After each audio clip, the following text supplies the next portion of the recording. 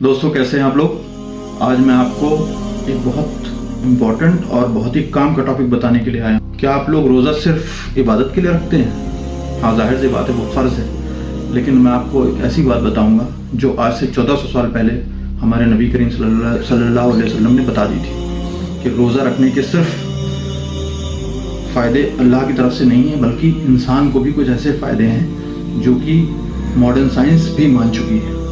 तो चलिए हम लोग बात करते हैं कि रोज़ा रखने के क्या ऐसे फ़ायदे हैं जो हमें मिलते हैं। सबसे पहली बात, फैट मेटाबॉलिज्म और वेट लॉस।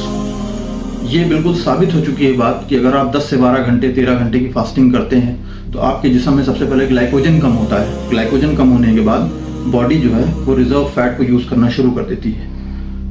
इस तरह से वेट भी कंट्रोल होता है और फैट लॉस भी होता है। ये तो होगी पहली बात। दूसरी बात, हार्ट फंक्शन। हार्ट अटैक के चांसेस कम हो जाते हैं, ये भी साबित हो चुका है, क्योंकि एलडीएल जो कि बैड कोलेस्ट्रॉल होता है वो कम हो जाता है बॉडी में फास्टिंग से। इससे हमें हार्ट अटैक के चांसेस भी कम हो जाते हैं। हार्ट अच्छी तरीके से काम करने लगता है अच्छा, और ब्लड भी थोड़ा थिन हो जाता है फास्टिंग की वजह से। इस वजह से हार्ट को भी काफ़ी फायदा पहुंचता है। तीसरी जो बहुत ही फेमस और बहुत ही इंपॉर्टेंट बात है वो है सेल रिपेयर या ऑटोफेजी।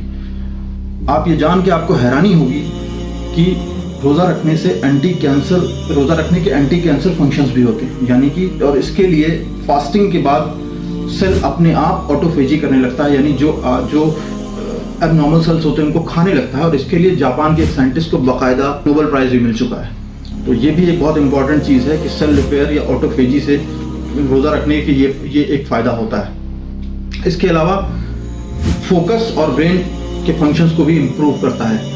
फास्टिंग से एक प्रोटीन होती है, brain derive neurotrophic factor BDNF, जो कि रिलीज होता है, जिससे न्यूरॉन्स रिपेयर होते हैं और हमारा फंक्शन जो फोकस होता है वो भी बढ़ता है। हमें अच्छी नींद आती है, हम ज़्यादा फोकस कर सकते हैं, ज़्यादा अच्छी तरह से अपना काम कर सकते हैं।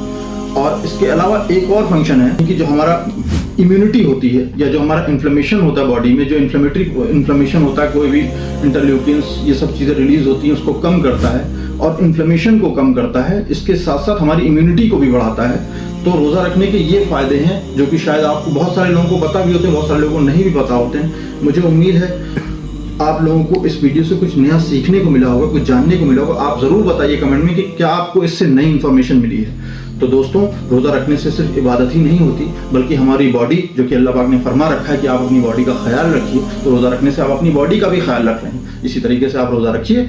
और अब साइंस भी मान चुका है, वो भले से उसको टेक्निकल टर्म्स लेकिन इंटरमिटेंट फास्टिंग कह दें, ये कह दें, वो कह दें, लेकिन साइंस भी मान चुका है कि फास्टिंग से बॉडी बेहतरीन अपने आप को रिस्ट्रक्चर करती है, अपने आप को ठीक करती है।